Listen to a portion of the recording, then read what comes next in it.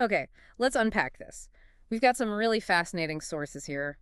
Research, articles, all looking into dwellings, nomadism, architecture. Hmm. This deep dive, it's really all about exploring what these materials tell us about, the connection between how we live and the spaces we actually inhabit. Exactly. It's about getting beyond just like the physical building. Yeah, looking at how lifestyle, social structures, even how we see the world, gets reflected in everything from portable tents to permanent houses. We might uncover some surprising things. Definitely. We're looking at how the places we call home are shaped by, well, who we are and how we move. And right away, the sources challenge a pretty common idea, especially if you're coming from, say, a Central European viewpoint. Right. The idea that home means a permanent fixed building, a house, an apartment. Yeah, and things like houseboats or caravans, tents, they're often seen as something else, not really home in the same way. But that really contrasts, doesn't it, Mm. with what the sources show about many non-European cultures, both, ancient and modern. House. Well, the material highlights how these non-permanent lifestyles have always been incredibly important, Mhm. often tied directly to getting food, Ah, the classic hunters-gatherers, pastoralists needing to move. versus farmers who tend to stay put. Right. That basic distinction. But, okay, here's where it gets more complicated because your sources say it's not always that simple. Sedentary equals permanent. Nomadic equals portable. That's not the full picture. Not at all. That's a key point the research really clarifies. You might have nomadic herders, for instance, who actually use permanent homes for part or even all of the year. Oh, interesting. And conversely, you could have settled farmers who still use tents, maybe during harvest time or for other seasonal needs. It's much more fluid. Right, more of a spectrum. Exactly. Spectrum. And it's that fluidity, those variations, that really prompted the research focus in your materials, right? Looking closely at the link between the dwelling's form and the lifestyle. Precisely. And particularly, there's been recent interest in comparing square versus circular floor plans. Okay, so what are the findings there? Archaeology, ethnology, what do they show? Well, they often show a kind of historical shift. In places like the ancient East and also in North America, you can often see this transition over time from predominantly circular houses to square ones. So focusing on those native North American settlements, what did the research notice about the ones with different shapes? It found some pretty distinct patterns. Settlements with mostly circular plan houses, they tended to be smaller. Okay. Their layouts were often less rigid, maybe more organically grown, less planned out, Uh-huh. and there was often more mobility within the settlement itself. People might move their houses around, and these communities were often less tied to intensive land-bound work like farming, Right.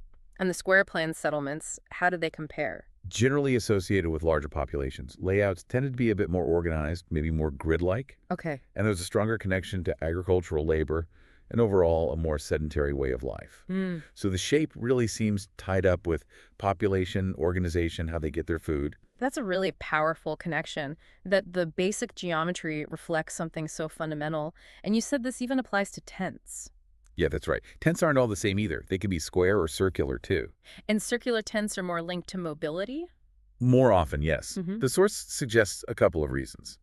Partly, practical circular designs can sometimes use lighter materials, easier to pack up and move. Makes sense. But maybe more fundamentally, the preference for circular plans often arises when you don't need lots of dedicated fixed storage space inside the dwelling. Ah, And also, when different activities aren't necessarily happening all at once in separate zones, it suits a lifestyle where activities flow and space is maybe more communal, more fluidly used. hmm. Okay, let's zoom in on two specific tents the source mentions. The black tent, the Karasadur, and the dome-shaped yurt, found in the Taurus Mountains region, sometimes called Satma Eb. Yes, and they have a really basic structural difference. The yurt, it has that classic dome or conical shape that Yeah. was carried by that fixed shaped upper part. It's kind of self-supporting. Got it, like a shell. Exactly. But the black tent is different. It's made from hanging woven textiles. Right. So the load isn't held by a dome shape.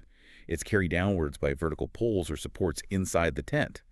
It needs that internal structure to hold it up.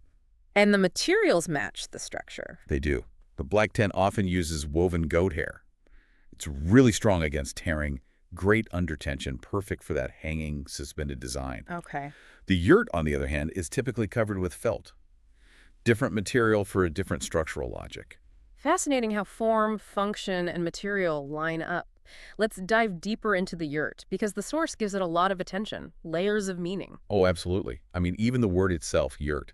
In Old Turkic, it originally just meant settlement or dwelling place. Pretty straightforward. Mm-hmm. But over time, it evolved. It started to mean things like homeland, vatan, or territory, yurtluk. Wow. And in some historical periods, it even came to stand for political or cultural identity. That's a huge conceptual leap from just meaning a place to live. So it becomes this powerful symbol of people, place, belonging, not just a house. Absolutely. And as a practical dwelling for nomadic Turkic groups, it's brilliant.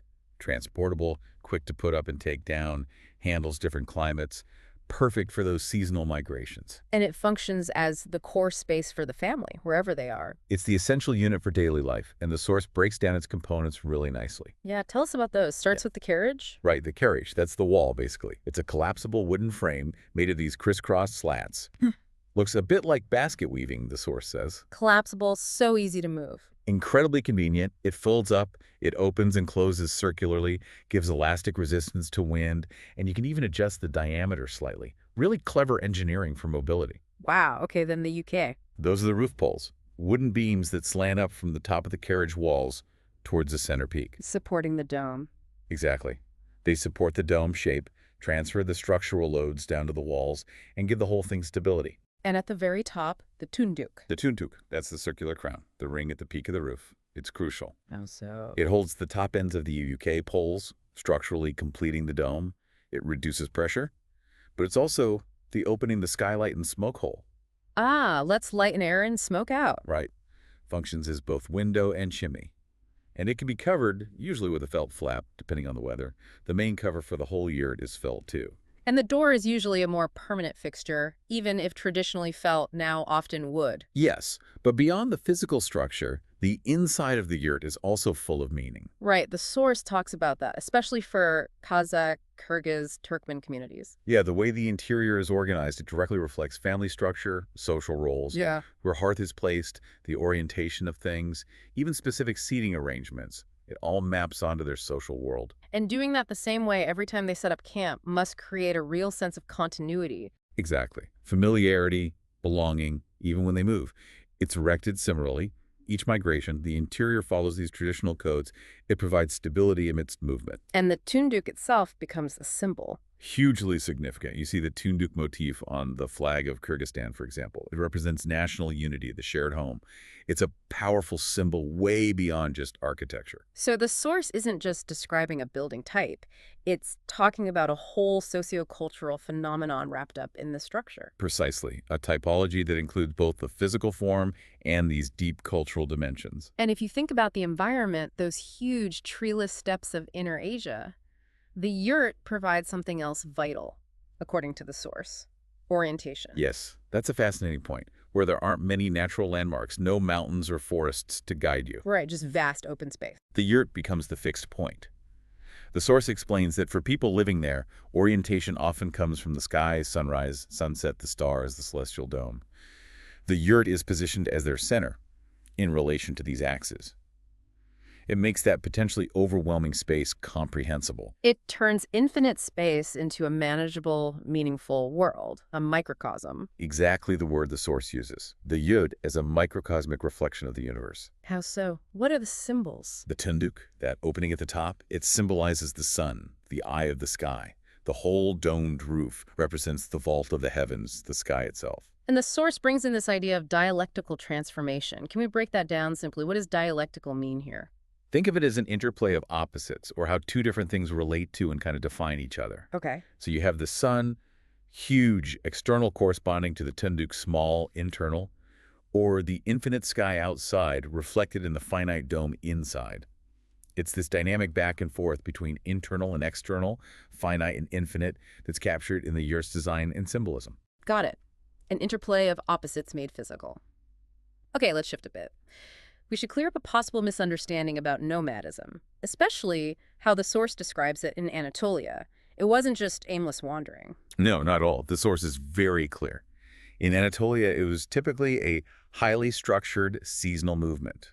People followed established routes between summer and winter pastures. Planned movement. Definitely. with a clear purpose. And that purpose had two main drivers. Primarily, yes.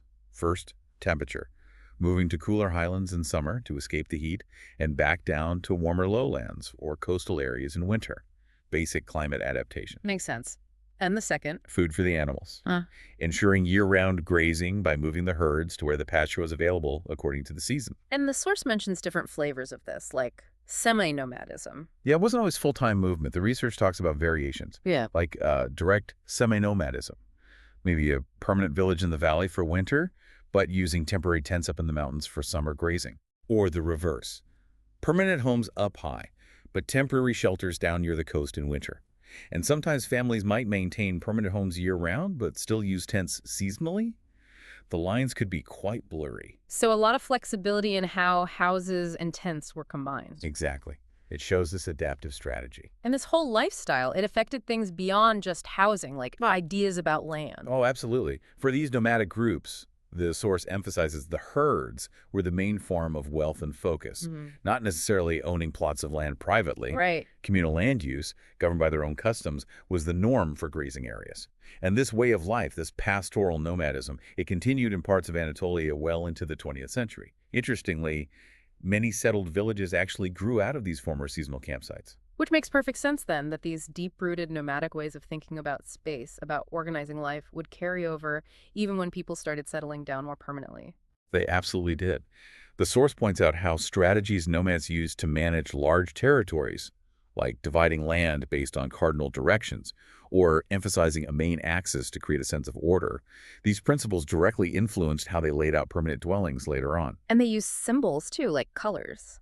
Yes, colors often had specific hierarchical or symbolic meanings tied to spatial organization. The whole way nomads thought about space was often based on polarizing opposites, Like day and night, light and shadow, hot and cold, summer and winter.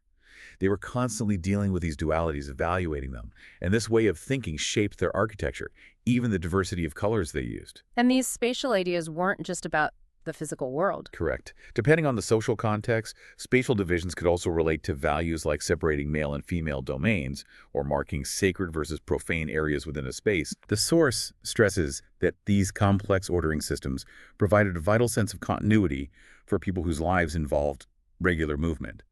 And you can still see echoes of that logic, that variability, in the decoration and design of permanent houses that evolved from this background. So the transition, the process of settling, is really key to the architectural story here. The source mentions a specific transitional form, the sardak. Yes, the sardak. It's described as a very basic structure. Essentially just 4 posts holding up a flat roof, maybe covered with branches or leaves, and the sides are open. Simple shelter. Very simple, very airy. But it visually represents that step, that bridge between a fully portable tent and a more enclosed permanent building, a kind of halfway house, architecturally speaking. Okay, this leads us into a really rich part of the sources, where they contrast traditional Anatolian or Turkish houses with, say, modern functionalist architecture. Right. Modern functionalism, as the source frames it, often operates on that famous idea. Form follows function, which can lead to designing houses almost like machines. Each room has one specific fixed job. This is the bedroom, only the bedroom. This is the living room, only the living room.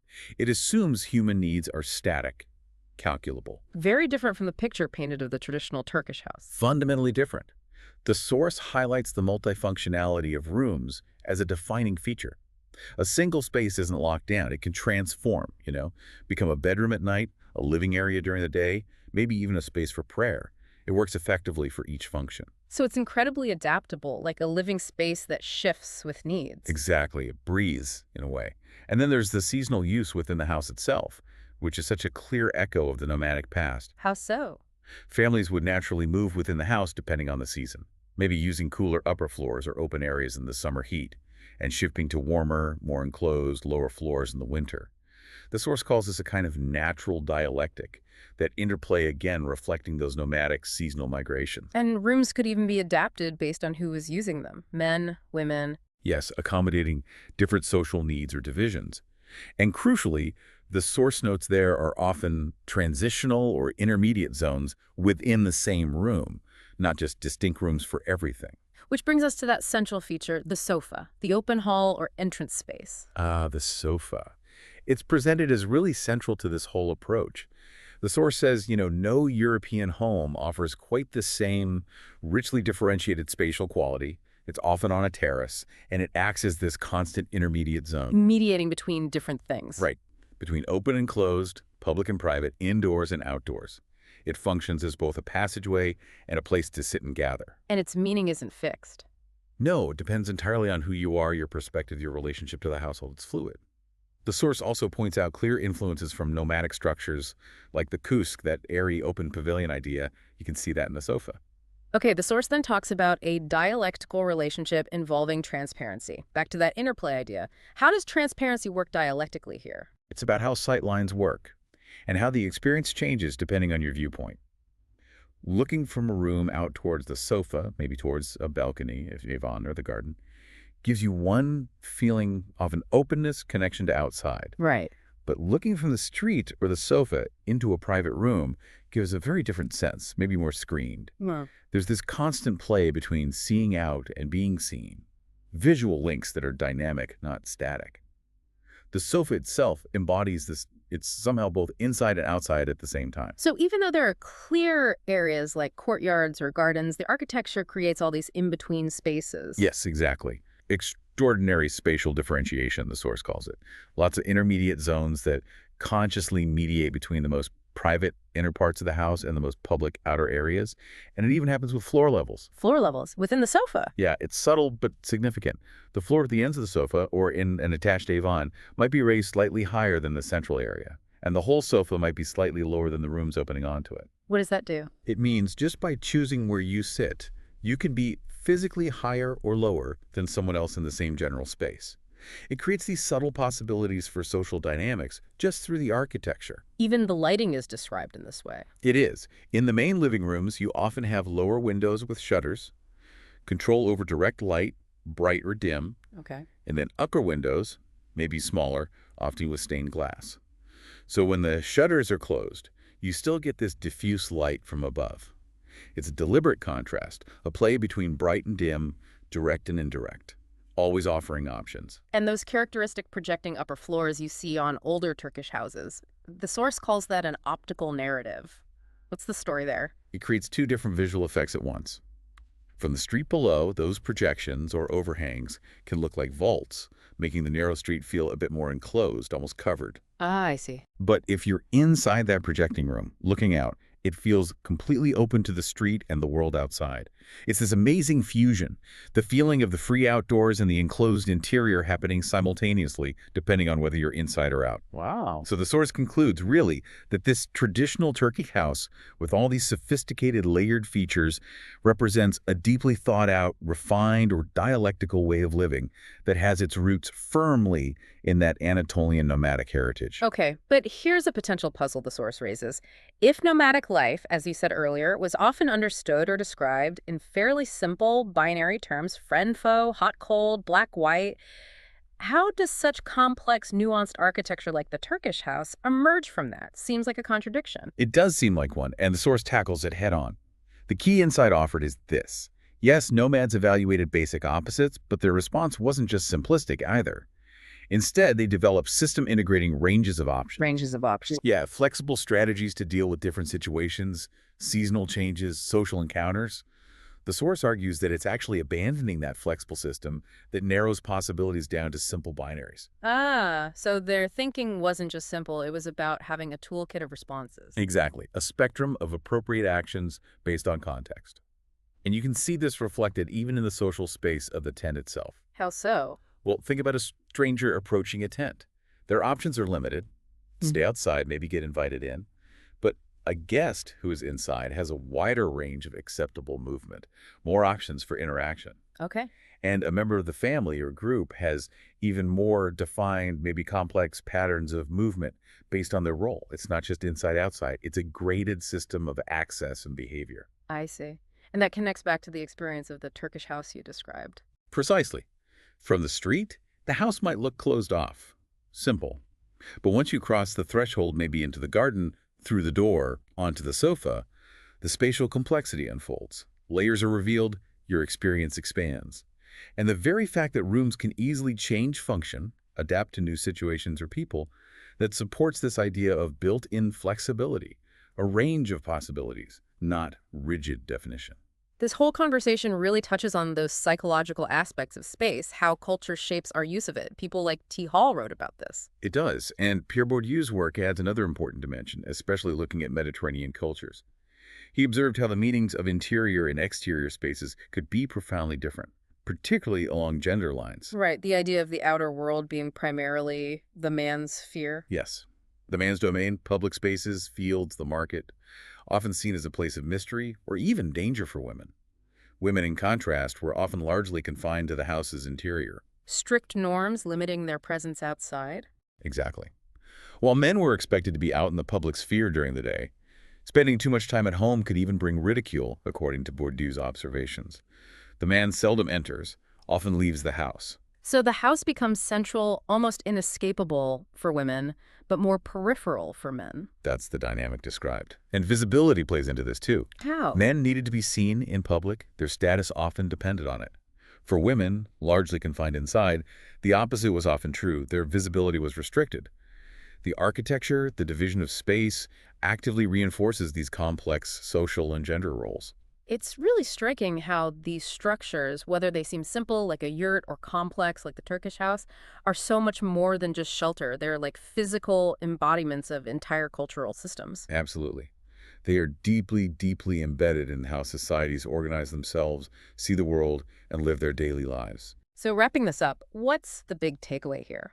Our sources have taken us on quite a journey, showing these intricate connections between dwelling forms, portable or permanent, and how people live, organize society, even their worldview. Yeah, we've seen how principles from nomadic life can echo through time and influence settled architecture. We've seen how seemingly simple materials create incredibly sophisticated and meaningful structures like the yurt, and how spaces can reflect and even enforce complex social dynamics, gender roles, and cosmic beliefs. It's just such a powerful reminder that home is never just about the physical building. It's loaded with culture, history, identity, which I think leaves us with a really relevant question for today for you listening. Mm-hmm. In our own lives now, with our diverse lifestyles, maybe lots of movement, physical or digital, and often living in more standardized spaces, how well do the places we inhabit actually reflect our own values, our needs for orientation, familiarity, adaptability? Are we creating spaces that truly support us, or are we sometimes trapped by designs that prioritize rigid function over, well, human experience?